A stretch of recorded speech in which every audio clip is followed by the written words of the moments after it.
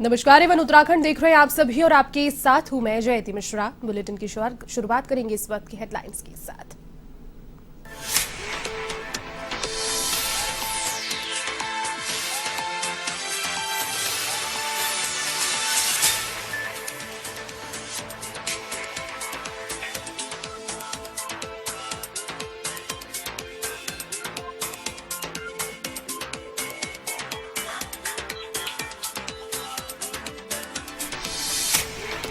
तिहत्तरवें गणतंत्र दिवस की धूम, प्रधानमंत्री मोदी ने किया शहीदों को नमन। राजपथ पर राष्ट्रपति ने फहराया तिरंगा। एयरफोर्स के फाइटर जेट का हुआ सबसे बड़ा फ्लाई पास। झांकियों में दिखी देश की संस्कृति की झलक।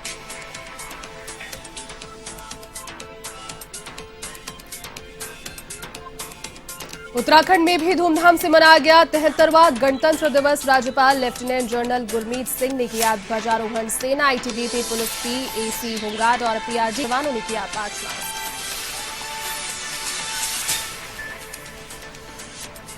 गणतंत्र दिवस पर खटीमा में मुख्यमंत्री पुष्कर सिंह धामी ने किया झंडारोहण। प्रदेशवासी और देशवासियों को दी शुभकामनाएं। कहा, इस दिन का अपने आप में ऐतिहासिक योगदान।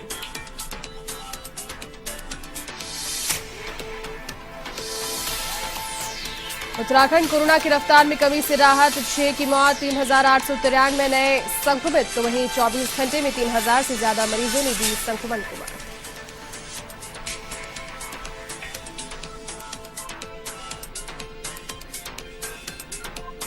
उत्तराखंड के मौसम में सुधार के आसार नहीं। मसूरी और नैनीताल में खूब बर्फबारी। तो देहरादून में छाए रहे बादल। बुआखाल समेत पहाड़ी क्षेत्रों में बर्फबारी से लोगों का जीना मुहाल।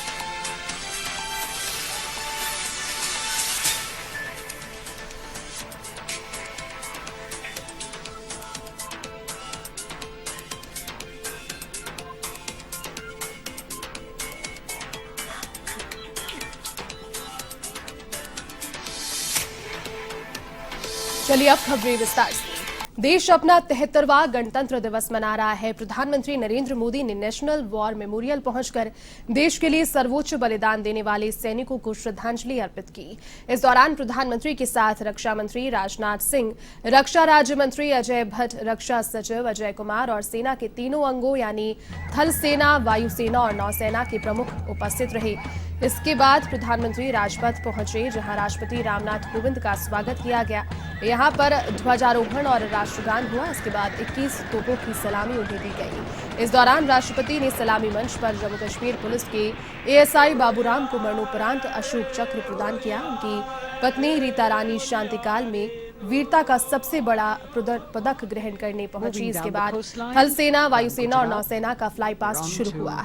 इस मौके पर राजपथ पर परेड में भारत के शौर्य और संस्कृति की झलक देखने को मिली। भारत की तीनों सेना और सुरक्षा बलों की टुकड़ियों और आधुनिक हथियारों के प्रदर्शन देश का गौरव बढ़ाया गया। इस दौरान नारी शक्ति भी वहां पर अपने अदम्य साहस का प्रदर्शन करते नजर आए। इधर राज्यों की झांकियों में भारत की गौरवपूर्ण विविधता नजर आई।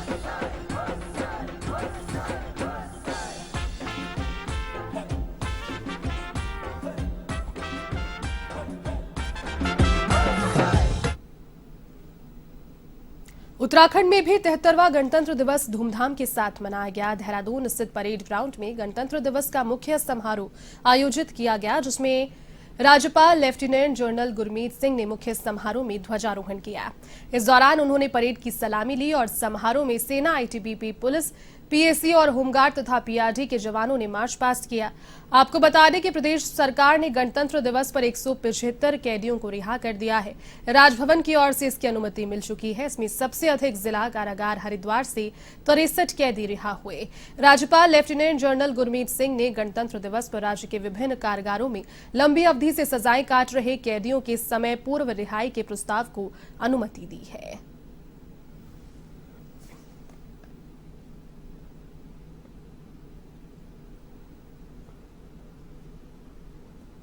उत्तराखंड की खटीमा में 73वें गणतंत्र दिवस पर कई कार्यक्रमों का आयोजन किया गया। कार्यक्रमों की श्रृंखला में लोग वहां पर पहुंचे और कार्यक्रमों में बढ़ चढ़कर उन्होंने हिस्सा भी लिया। मुख्यमंत्री पुष्कर सिंह धामी भी अपने चुनाव कार्यालय में 73वें गणतंत्र दिवस के अवसर पर झंडारोहण करने पहुंचे। तो वहीं समस्त प्रदेशवासियों और देशवासियों को गणतंत्र दिवस की शुभकामनाएं दी गई। इस दौरान मुख्यमंत्री पुष्कर सिंह धामी ने कहा कि गणतंत्र दिवस को पूरा देश धूमधाम से मना रहा है। इस दिन का अपने आप में ऐतिहासिक योगदान है।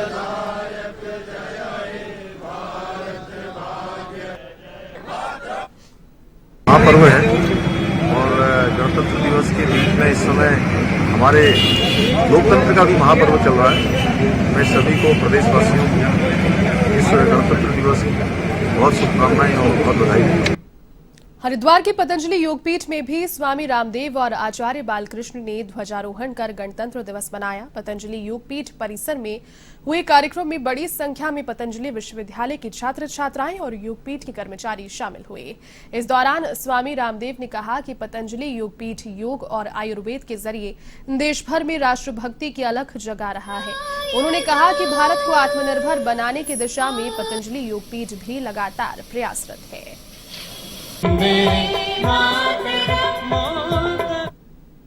योग धर्म से जन जन में राष्ट्र धर्म और योग शक्ति से जन जन में राष्ट्र भक्ति के जागरण का अभियान योग आयुर्वेद स्वदेशी भारतीय शिक्षा और भारतीय चिकित्सा व्यवस्था की पुनः प्रतिष्ठा का अनुष्ठान पतंजलि योगपीठ से निरंतर प्रवाहमान है।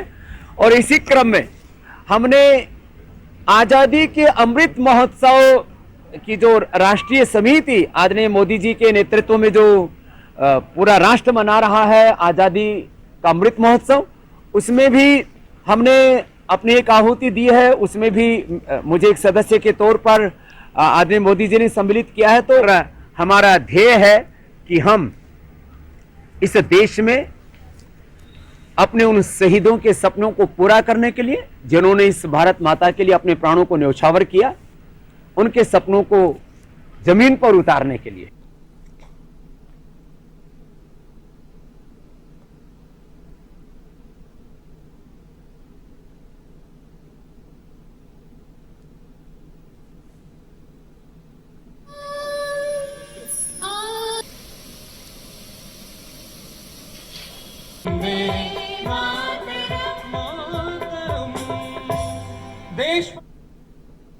उत्तराखंड विधानसभा चुनाव में सभी राजनीतिक दलों के प्रत्याशियों ने अपना प्रचार प्रसार तेज कर दिया है। तो वहीं हल्द्वानी विधानसभा में कांग्रेस से प्रत्याशी सुमित हृदयेश ने जनता के बीच जाकर प्रचार की गति तेज कर दी। इस दौरान सुमित हृदयेश ने कहा कि जनता का आशीर्वाद सदैव उनकी मां स्वर्गीय इंदिरा हृदयेश को मिलता रहा है और इस बार उनके नहीं होने पर भी उन सभी का आशीर्वाद उनके साथ है। विधानसभा सीट से कांग्रेस के प्रत्याशी सुमित हृदयेश का लगातार जनसंपर्क बना हुआ है। यहाँ की बात करें हल्द्वानी विधानसभा के हर क्षेत्र में वो जा रहे हैं, लोगों से मुलाकात कर रहे हैं, लोगों का आशीर्वाद लिया जा रहा है। मेरे साथ मौजूद है सुमित हृदयेश, उनसे बात करते हैं। सुमित जी लगातार के बीच में जा रहे हैं, सालों से आ रहे हैं, लोग आ रहे हैं, क्या माहौल देख रहे हैं? देखिए माहौल सर्वविदित है और लोग घरों से निकलकर खुद आशीर्वाद दे रहे हैं।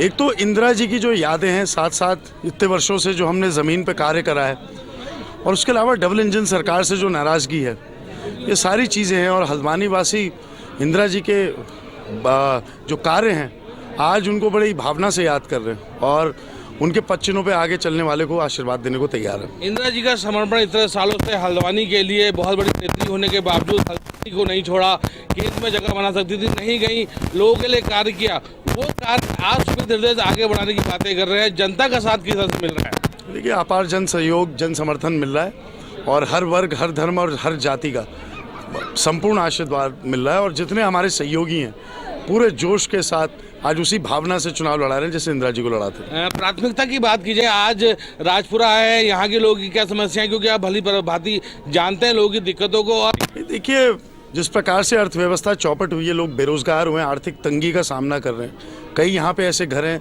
जहाँ पे लोग बीमार हैं, गरीब लोग, और जो कमाने वाले थे वही बीमार पड़ गए, उनको कोई सहारा नहीं। तो यहाँ के जो हमारे पार्षद हैं पिन्नू जी, उनका सहयोग रहता है लोगों के प्रति। हमारे जो कार्यकर्ता हैं वो लगातार जन सेवा करते हैं। हम तो अपने साधनों से करते रहे, लेकिन ये जो सरकार है ना इसने पेंशन समय पे दी, ना इसने सहयोग दिया, तो अब हमारी जब सरकार बनेगी तो वो सामाजिक आर्थिक पेंशनें जो लोगों को मिलती थी, जो परेशान है, गरीबों को जो आर्थिक सहायता सरकार के माध्यम से मिलती थी, वो पुनः यहाँ पे कार्य करा जाएगा। गरीबों की जो प्रताड़ना हुई है, इस पे एकदम रोकथाम लगेगी और एक न्यायिक प्रक्रिया वापस इस हल्द्वानी विधानसभा और इस प्रदेश में दिखेगी, ऐसा मेरा मानना है। एवन टीवी के माध्यम से हल्द्वानी की जनता को, राजपुरा की जनता को क्या निवेदन करना चाहते हैं? निवेदन यही है कि आप मेरे लिए वोटर नहीं हैं, आप मेरे लिए परिवार हैं और इस परिवार का सदस्य होने के नाते मैं अपना हर कर्तव्य निभाऊंगा कि परिवार का एक एक सदस्य जो है उसका सुख दुख में भी हम साथ खड़े रहें और उसके सहयोग करने लायक भी हम बने। तो पूरी तरीके से कहा जाता था कि सुमित हृदय जनता में जा रहे हैं और जनता से आशीर्वाद लेने की बात लगातार की जा रही है और जो समर्थन दिखाई दे रहा है जनता का उनके प्रति, वो कहीं ना कहीं सुमित हृदय को नई शक्ति देता है और हल्द्वानी में कहीं ना कहीं यहाँ विजय श्री प्राप्त करने की ओर अग्रसर करता है। Amit Chaudhary, A1 news, Haldwani. उत्तराखंड के राजपुर विधानसभा से भाजपा ने खजानदास को तो कांग्रेस ने राजकुमार को मैदान में उतारा है, तो वहीं आम आदमी पार्टी के द्वारा महिला प्रत्याशी डिंपल सिंह को उतारा गया है। आपको बता दें कि डिंपल सिंह का यह पहला विधानसभा चुनाव होगा। डिंपल सिंह से हमारे संवाददाता यशराज आनंद ने की खास बातचीत। इस दौरान डिंपल सिंह ने कहा कि राजपुर विधानसभा में लोगों का मन बदलाव का है, इसलिए हर हाल में उनकी जीत सुनिश्चित है और उत्तराखंड की आम आदमी पार्टी की ही सरकार बनेगी।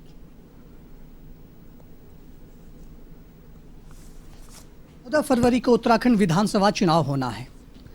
उत्तराखंड में सभी पार्टियों ने अपनी जोर शोर से कमर कस ली है।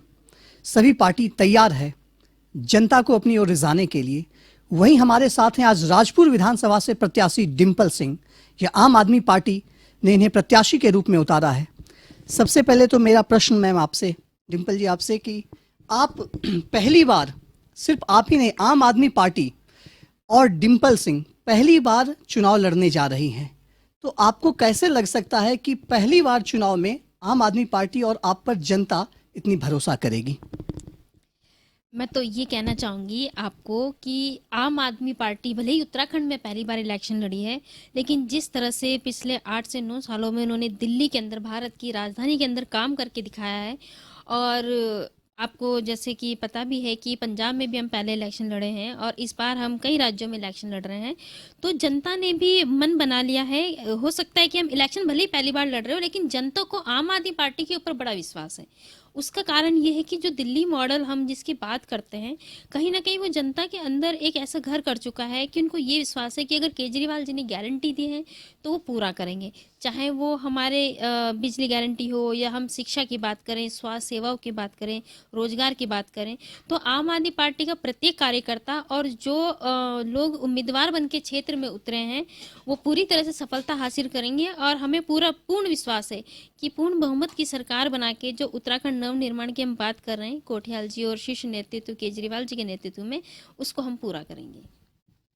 डिंपल जी, आपके सामने जो आपके प्रतिद्वंदी हैं उन्हें काफ़ी अनुभव है। कांग्रेस से राजकुमार और भाजपा से खजानदास को आपके प्रतिद्वंदी के रूप में उतारा गया है, तो इनका काफ़ी लंबा अनुभव है चुनाव का, विधानसभा चुनाव लड़ने का, और आप पहली बार आ रहे हैं, तो आपका रोड मैप क्या होगा? कौन से आपके कार्य होंगे जो जनता के बीच जाकर आप करना चाहते हैं, या जनता से आपका वादा क्या क्या रहेगा ताकि जनता आप पर भरोसा करके आपको मतदान करे? जैसे कि आपने अभी बताया कि दोनों पार्टियां इलेक्शन लड़ रही हैं, कांग्रेस बीजेपी और लड़ती आई हैं, लेकिन जनता का विश्वास दोनों पार्टियों पे कम हुआ है। बात करेंगे अब उत्तराखंड की राजनीतिक दृष्टि से देखेंगे तो यहाँ पर जनता हमेशा से 5 साल के बाद पार्टी बदल देती है। कारण क्या था कि विकल्प नहीं था। 5 साल एक बार कांग्रेस को देती थी, एक बार बीजेपी को। इस बार उत्तराखंड की जनता इसलिए ज़्यादा सशक्त है कि इस बार हमें मजबूरी में, मैं मजबूरी कहूँगी इसको, कि मजबूरी में हमें एक पार्टी से दूसरी पार्टी को वोट नहीं करना है जो हम बार बार बदलते थे। इस बार एक नए विकल्प को लाकर कहीं ना कहीं उत्तराखंड की जनता दोनों पार्टियों को सबक भी सिखाना चाहती है कि जो हम मजबूरी में आपको वोट दे रहे थे अब वो नहीं चलेगा। डिंपल जी, आपके घोषणा पत्र में, राजपुर के प्रति आपके घोषणा पत्र में किन किन बातों को ध्यान रखा गया है? आप आम आदमी पार्टी के उत्तराखंड घोषणा की मैं बात नहीं कर रहा हूं, आपके राजपुर विधानसभा ने आपने अपने घोषणा पत्र में किन किन बातों को रखा है?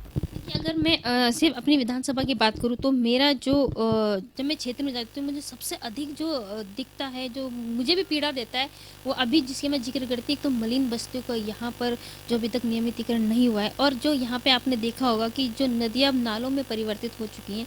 आपने देखा होगा कि हमारी विधानसभा में चारों तरफ मलिन बस्तियों के पास बड़े बड़े नाले हैं, और वो इतने ज़्यादा मतलब ये मान लीजिए उनमें इतनी ज़्यादा गंदगी रहती है और वो खुले हुए हैं। कहीं ना कहीं उसका नुकसान ही होता है। एक तो बरसात जब आती है उसका पानी पूरी तरह से शहर में भर जाता है और लोगों के घरों तक वो भर जाता है। उन नालों को अभी तक ढककर उसका सुधारीकरण की कोई व्यवस्था नहीं की गई। ब्लूप्रिंट तैयार करके कहीं ना कहीं उसको मॉडल के आधार पर एक अच्छे से उसको रोड मैप तैयार करके उसको सही से निर्माण किया जाए। देखिए, बिजली, पानी, शिक्षा, स्वास्थ्य तो हमें आम आदमी पार्टी पर भरोसा है ही कि इस पर काम करेगी, लेकिन इन मुद्दों पर भी आम आदमी पार्टी पूरी तरह से विश्वास जनता को दिलाती है। और खुद मैं भी विश्वास दिलाती हूँ कि अपनी विधानसभा में जनता का आशीर्वाद लेकर हम इस विषय पर, इन मुद्दों पर पूरी तरह से काम करेंगे और जनता को विश्वास दिलाते हैं कि उत्तराखंड को, और अपनी सिर्फ राजपुर विधानसभा की बात करूँ तो स्मार्ट सिटी का जो सपना दूसरी पार्टी ने दिखाया है, हम उस सपने को साकार करेंगे। तो हमारे साथ थी राजपुर विधानसभा से आम आदमी पार्टी की प्रत्याशी डिम्पल सिंह। इन्होंने कहा कि राजपुर विधानसभा में मलिन बस्ती, ट्रैफिक की समस्या काफ़ी ज़्यादा है। हम आते ही सबसे पहले इन समस्याओं के निजात दिलाने का प्रयास करेंगे। साथ ही साथ उन्होंने कहा कि राजपुर विधानसभा को मैं स्मार्ट सिटी में स्मार्ट मोहल्ला बनाने के तर्ज पर भी काम करूंगी। अब देखना यह है कि राजपुर विधानसभा से डिम्पल सिंह को जनता का कितना आशीर्वाद प्राप्त होता है। कैमरामैन आजाद सिंह के साथ मैं यशराज आनंद, A1 टीवी, देहरादून। का सहसपुर विधानसभा क्षेत्र हमेशा से हॉट सीट रहा है। कांग्रेस ने 2017 की हार का हिसाब चुकता करने के लिए वरिष्ठ नेता और बड़े ब्राह्मण चेहरे आर्येंद्र शर्मा पर भरोसा जाहिर किया। आर्येंद्र शर्मा से हमारे संवाददाता यशराज आनंद की खास बातचीत। आज हमारे साथ हैं सहसपुर विधानसभा सीट से कांग्रेस के उम्मीदवार आर्येंद्र शर्मा। ये अपने विजनरी सोच और कांग्रेस में काफ़ी दबदबा रखते हैं। यूँ तो आर्येंद्र शर्मा 2017 में भी विधानसभा चुनाव निर्दलीय प्रत्याशी के रूप में लड़े थे, लेकिन 2022 में इन्हें कांग्रेस का एक प्रमुख चेहरा बताया गया है। तो आइए मिलते हैं आर्येंद्र शर्मा से और जानते हैं इनकी सोच के विषय में। सर, मेरा पहला प्रश्न आपसे कि आप उत्तराखंड में किस तरीके से देखते हैं, कांग्रेस का विजन क्या होगा? देखिए, सर्वप्रथम लोकतंत्र के आज महापर्व पर, गणतंत्र दिवस पर समस्त प्रदेशवासियों को, देशवासियों को मेरी हार्दिक शुभकामनाएं। हमारे देश समृद्ध, प्रगतिशील और उन्नतिशील बने। मैं अपने सभी प्रदेशवासियों को हार्दिक शुभकामनाएं देता हूं। जो हमने सपना देखा था, हम सब मिलकर इस राज्य को पूरे राष्ट्र में सर्वप्रथम राज्य बनाने की कोशिश करेंगे। मैं सभी प्रदेशवासियों को पुनः हार्दिक शुभकामनाएं देता हूं। सर, कांग्रेस किन मुद्दों को लेकर इस बार उत्तराखंड में उतरने जा रही है और आपका प्रमुख मुद्दा क्या होगा आपके विधानसभा क्षेत्र से? देखिए, हमारा प्रमुख मुद्दा बेरोजगारी का है। शीशमबाड़ा कूड़ा, वहाँ पर घर जो बनाया गया है उसको अन्य जगह स्थानांतरित किया जाए। हमारे यहाँ स्वास्थ्य सेवाएं खराब हैं। हमारा ग्रामीण क्षेत्र है, वहाँ किसानी, छोटे छोटे किसान हैं, वहाँ गूलों का निर्माण ठीक से नहीं है। पानी, सिंचाई की व्यवस्था ठीक से नहीं है। पेयजल की व्यवस्था, पानी की व्यवस्था वहाँ ठीक नहीं है। ग्रामीण सड़कों का बुरा हाल है। कई सड़क मार्ग ऐसे हैं जो हमारे जनजीवन को अस्त व्यस्त कर देते हैं। उनका निर्माण आज़ादी के समय से अब तक नहीं हुआ है। इसी तरीके से हमारी महिलाओं के लिए कोई प्रशिक्षण कार्यक्रम नहीं है। कई जनजातियां ऐसी हैं जो अपना, जिनके हाथों में बहुत ज़्यादा हुनर है, उनकी हस्त शिल्प कला को कोई ऐसे प्रोग्राम नहीं दिए गए जिससे उनकी कला को आर्थिक जीवन से जोड़ा जा सके। तो हमारी और भी कई ऐसी, हमारे युवा जो बच्चे बेरोजगार हैं, उनके लिए कोई रोजगार के लिए ट्रेनिंग प्रोग्राम नहीं है। हमारे भविष्य के बच्चों के लिए जो है कोई ऐसी व्यवस्था नहीं है कि वो इंग्लिश मीडियम में पढ़ सके, क्योंकि मजदूर का बच्चा भी, जब संविधान ने अधिकार दिया है शिक्षा का, तो उसके लिए भी अच्छी शिक्षा की व्यवस्था हो, वो हमारे में काफ़ी अभाव है ग्रामीण क्षेत्रों में। इसी तरीके से हमारे यहाँ कई मजदूर वर्ग ऐसे रहते हैं जिनके पास अभी तक घर नहीं है। तो हमारे क्षेत्र में जो है बहुत विकास से कोसों दूर रहा है। पिछले 15 वर्षों में जनता बहुत ज़्यादा परेशान है। अब कांग्रेस की सरकार बनेगी, उसको विश्वास है, तो वो हमारा विकास के नए रास्ते खोलेगी। तो ये थे हमारे साथ आर्येंद्र शर्मा, सहसपुर विधानसभा सीट से यह कांग्रेस के उम्मीदवार हैं। और यह सबसे बड़ी बात यह कि ये ब्राह्मणों के बीच भी अपना खासा वर्चस्व रखते हैं और सहसपुर विधानसभा क्षेत्र में इनका काफ़ी दबदबा है। सभी धर्मों में भी इनका काफ़ी दबदबा है। साथ ही साथ ये उन्होंने कहा कि इस बार कांग्रेस पूर्ण बहुमत लाएगी और कांग्रेस इस बार सरकार बनाएगी। कैमरामैन आजाद सिंह के साथ मैं यशराज आनंद, A1 TV, देहरादून। उत्तराखंड के देहरादून में राष्ट्रीय ब्राह्मण युवजन सभा के राष्ट्रीय भृगुवंशी पंडित आशुतोष पांडे ने कांग्रेस को समर्थन दिया है। इस दौरान पूर्व मुख्यमंत्री हरीश रावत भी उपस्थित रहे। साथ ही हरीश रावत ने उन्हें कांग्रेस की सदस्यता दिलाते हुए धन्यवाद दिया। पंडित आशुतोष ने कहा कि उत्तराखंड में हम कांग्रेस पार्टी के साथ मिलकर भाजपा का सुपड़ा साफ करेंगे और विधानसभा चुनावों में एक बार फिर से हरीश रावत मुख्यमंत्री बनेंगे।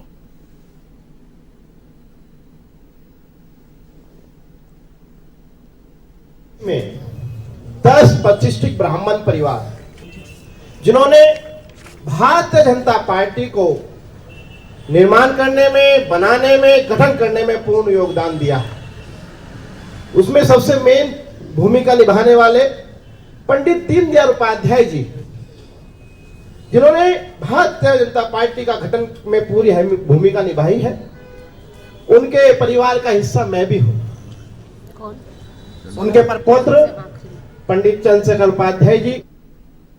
हरिद्वार में कांग्रेस पार्टी की ओर से टिकट वितरण को लेकर बगावत थमने का नाम नहीं ले रही है। विधानसभा झबरेड़ा से वीरेंद्र जाति को प्रत्याशी बनाए जाने के बाद कांग्रेस अनुसूचित जाति के पूर्व प्रदेश अध्यक्ष सुशील पेगोवाल ने आलाकमान पर दबाव में टिकट आवंटित किए जाने का आरोप लगाते हुए कहा कि आलाकमान इस पर मेरे साथ अन्याय करता है तो पूरे जिले की राजनीति को प्रभावित मैं करूंगा। उन्होंने निर्दलीय चुनाव लड़ने की भी इस दौरान बात कही।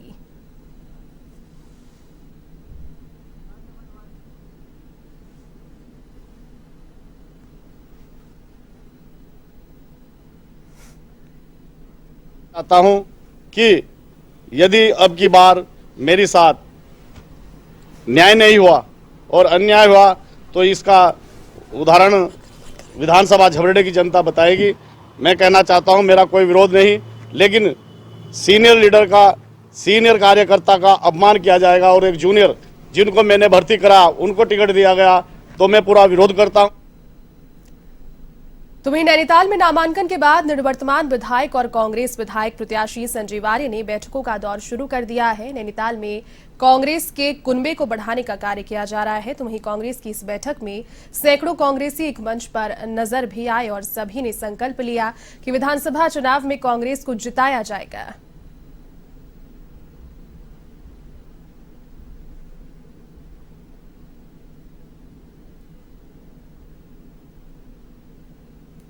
चालीस लोगों की ज्वाइनिंग कराई है आज और मातृशक्ति का पूरा आशीर्वाद संजीव जी के साथ है और उन्होंने पहले भी बहुत काम किया है यहाँ पर और आगे भी नैनीताल के लिए वो बहुत काम करेंगे, पूरे क्षेत्र के लिए बहुत काम करेंगे और उनका मृदु स्वभाव और उससे सब लोग आकर्षित हैं। सबका आशीर्वाद उनके साथ है। मुझे यकीन है परमेश्वर के आशीर्वाद से कि जो यहाँ पे टिकट दिया गया है वो एक ऐसे व्यक्ति को दिया है जिसका ज्ञान, जितने लोग कैंडिडेट खड़े हुए हैं सबसे नंबर 1, सबसे अव्वल है। आप उसका टेक्निकल नो हाउ देखो, आप उसकी पॉलिसीज देखो, उसकी पॉलिसीज हमेशा वो हैं जिसने समाज के हित में काम किया। बूथ मैनेजमेंट होगा, किस तरीके से हमारे विभिन्न वार्डों में हमारे कार्यकर्ता आने वाले चुनाव में जनता के बीच जाएंगे और निश्चित तौर पर किस तरीके से हमारा बूथ मैनेजमेंट पे विशेष रूप से हम लोगों का फोकस होगा। और आज जिला कांग्रेस कमेटी के माध्यम से एक संयोजक कमेटी भी हमारी बन रही है जिसमें हमारे सभी वरिष्ठ, हमारी माताओं बहनों का और हमारे युवाओं का समावेश होगा। चलिए, इस बुलेटिन में फिलहाल के लिए बस इतना ही। देश और दुनिया की तमाम बड़ी खबरों को देखने के लिए आप देखते रहिए A1 TV। नमस्कार।